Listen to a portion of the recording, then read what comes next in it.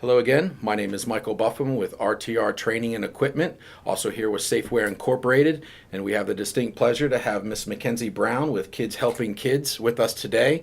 We're going to go over and talk about the components that are in the T.E.A.C.H emergency kits.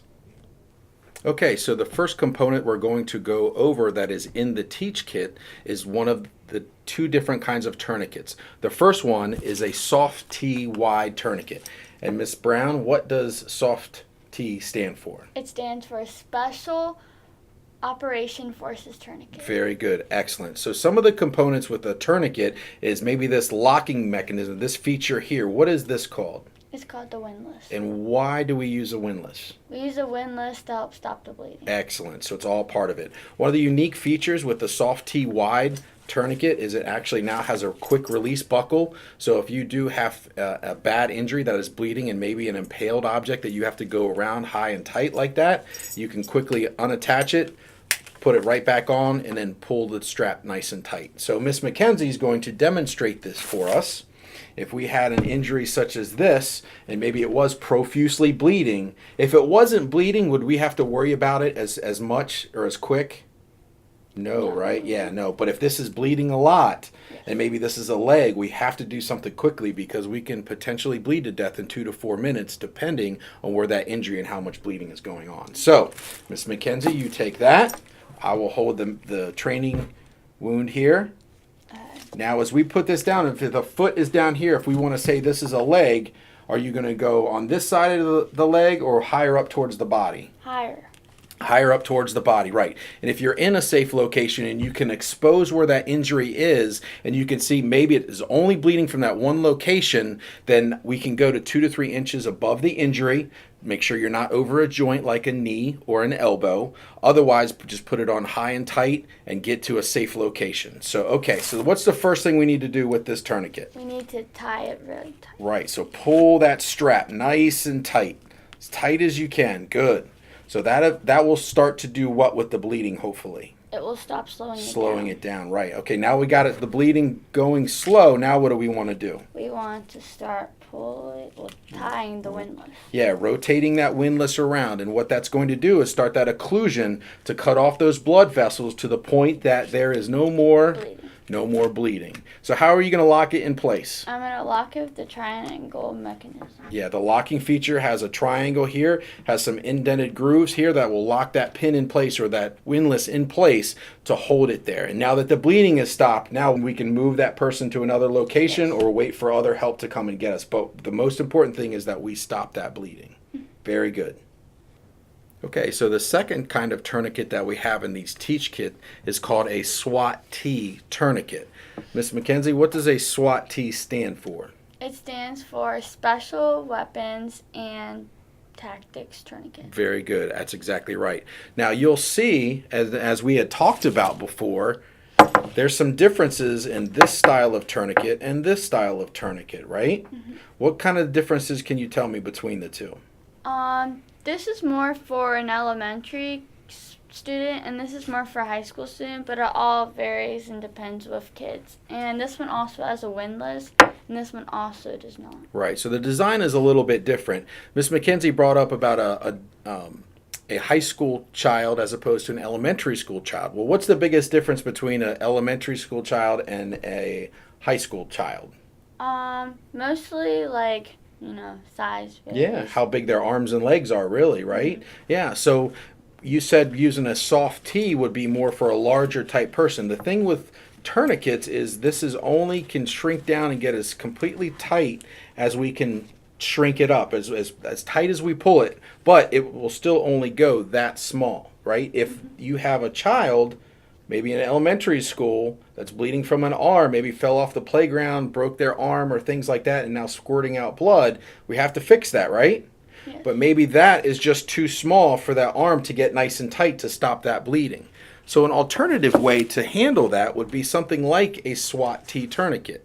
So this is under very simple instructions: stretch, wrap, and tuck. And they have a bunch of pictures on here. What can you tell me about the pictures on here? The pictures represent what you need to do and how it should look. So this these should look like those. Like when you stretch it out, it should So as I start pulling tight, right? Now it starts getting to be like that, right? Yes. Exactly. So very simple directions, very easy to follow. If I have a smaller arm or a leg or something that I need to put a tourniquet on, I can grab something like a SWAT T tourniquet. So Miss McKinsey, I will hand this to you. We will use our training device as well. Say the injury is here. Now, this is a big extremity, but it's okay. We're still can use this on a larger extremity as well. Whether it's a high school, whether it's an adult, it doesn't matter. Okay?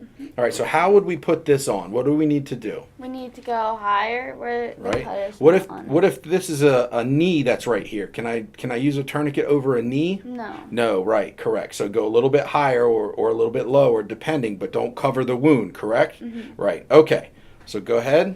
And now, how are we doing this? Explain to me what you're doing. We're first stretching it really tight to match the pictures, and then we're wrapping it, trying to keep it wide and not scrunched up. Right. If you keep it real tight, it's going to really, in a sense, cut into the skin and everything. If we have a nice wide base, it's going to help with the occlusion of all those vessels that distally may be bleeding out. So we need to get a nice wide base.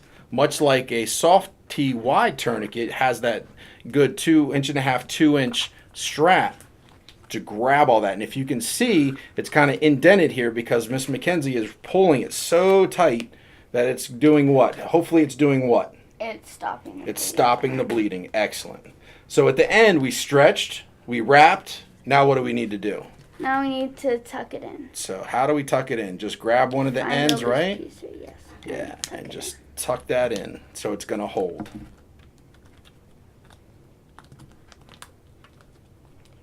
Excellent. Very simple to use, very quick concept to put on, and hopefully we're using this to stop the bleeding that is occurring on a smaller extremity.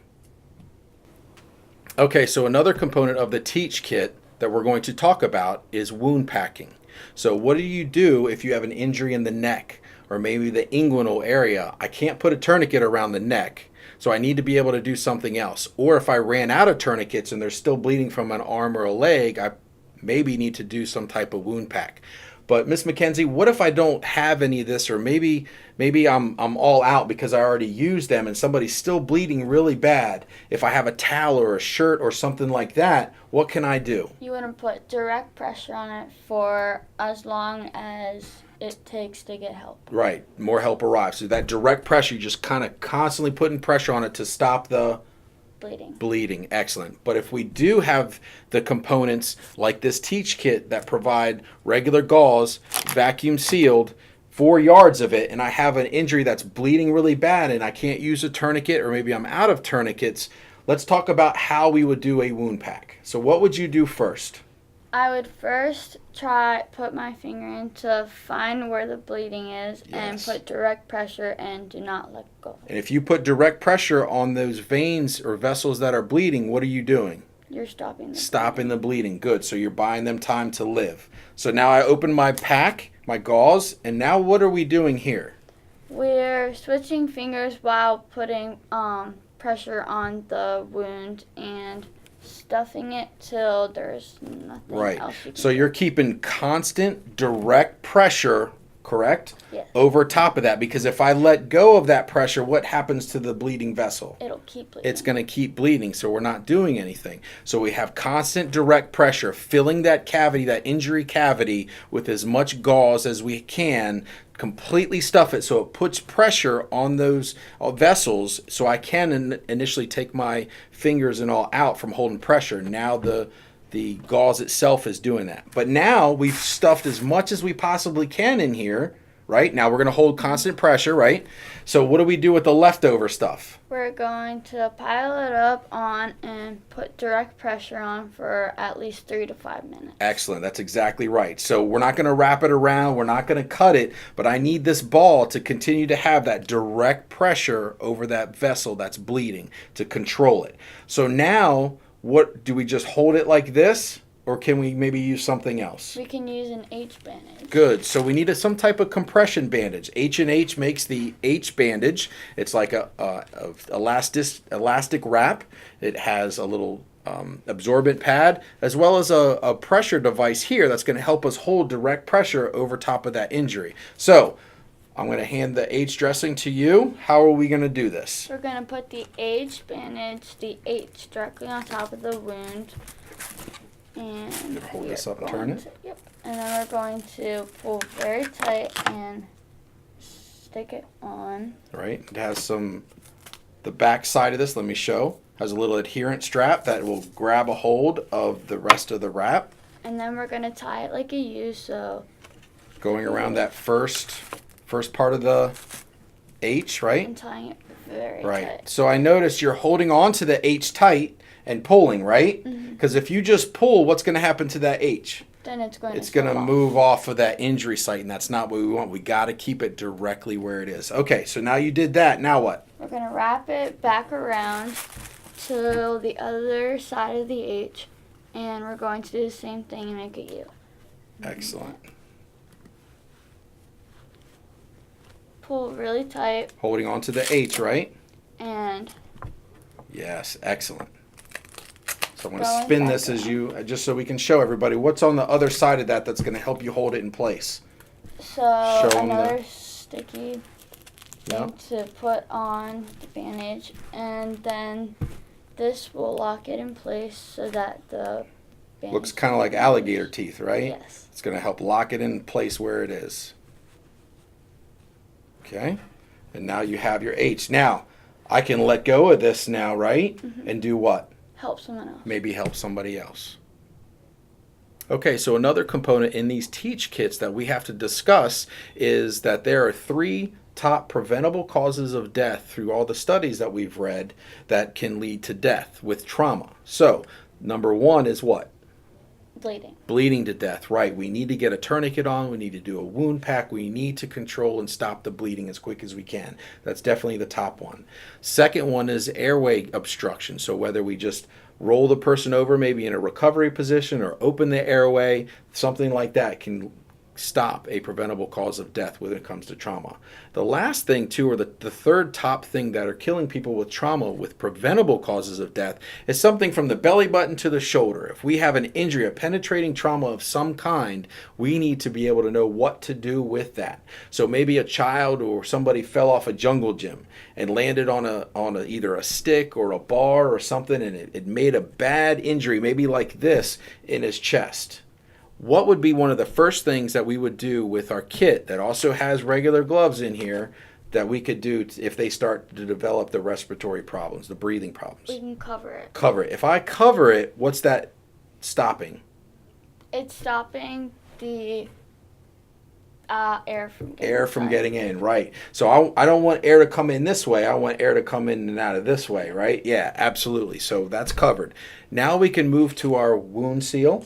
So as you open the package, you have almost in a sense this big sticker, right?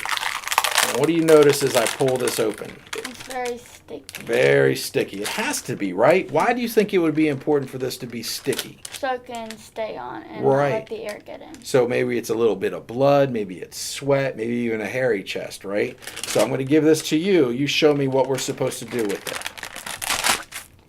We're going to just put it on. Put it right over top of the injury. So that way, what is it stopping? The air from getting stuck. Right. So hopefully we are preventing or stopping the additional prevention of attention pneumothorax, which we can't really do anything until EMS and other people arrive that know how to treat that. But if we can cover it until help arrives, that's going to potentially save some lives. Let's back up a little bit. What happens to somebody if they've maybe lost a lot of blood? What happens to their body temperature? They can get cold. They can get cold. So blood, in a sense, one of the things it does is help regulate our body temperature, right. So we need to think about keeping them warm if they have lost the blood and we put the tourniquet on or did the wound pack, things like that. So again, one of the components in here is one of the regular space burn blankets. Very familiar to a lot of people. But if they do have a burn, maybe in an arm or a leg, can we use this? Yes. Yeah, absolutely. Even if we cut this up and wrap it around. With burns, we need to try to keep it as clean as possible, correct? Yes. Yeah, absolutely. So keeping it sterile so no other components get in and get an infection. That's one of the biggest things with burns. But going back to bleeding, if they have lost a lot of blood, they're going to get cold. So hypothermia is the word we're looking for. How would you use this burn blanket? You can wrap it around you like a blanket. Correct. So you would wrap them up nice and tight and hopefully to keep them as warm as possible until more help gets there and we can get more blankets or maybe other shirts or coats. It depends on what the temperature is too, if people have coats on. But it doesn't matter the temperature. If they've lost blood, they could maybe get Very cold. very cold. Okay, these are all the components in the T.E.A.C.H kits. You can see how simple many of them are. Just takes a little bit of training. You can see Miss McKinsey herself was able to put all the components on, able to understand what's in them and when to use them. If you want to learn a little bit more about Miss McKinsey's project that she's started a couple years ago, where can we go? You can go to www.kidshelpingkids.info. And you can learn more about the T.E.A.C.H kits themselves. Her goals are to try to get things like this into every school, not only in Maryland, but all over the place so that we can be better prepared if there is some type of trauma event that occurs, either singly or multiple people injured, and we can have the components to begin the recovery process when it's safe, maybe even before EMS or law enforcement get to us. So we want to thank you very much for your time. And when an incident like this happens and there's major trauma, remember, Every second counts.